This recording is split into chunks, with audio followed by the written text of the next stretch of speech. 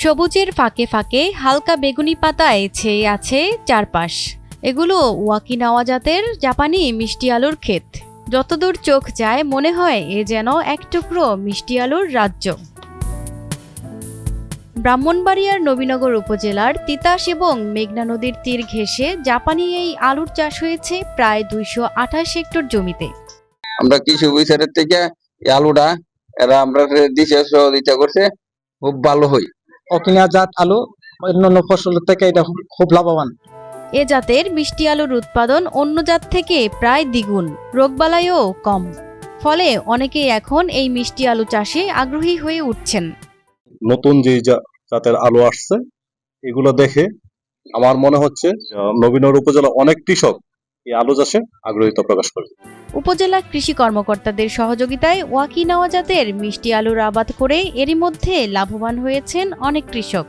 যেটা ওয়াকারনগর জাপানি ফল, এটা সাদাটা, এটা হচ্ছে লালটা।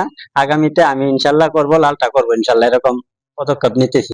নবীনগর উপসহকারী কৃষি কর্মকর্তা জানালেন, স্থানীয় জাতের আলুর তুলনায় এই আলু আকারে বেশ বড় এবং ভেতরের অংশ কমলা রঙের।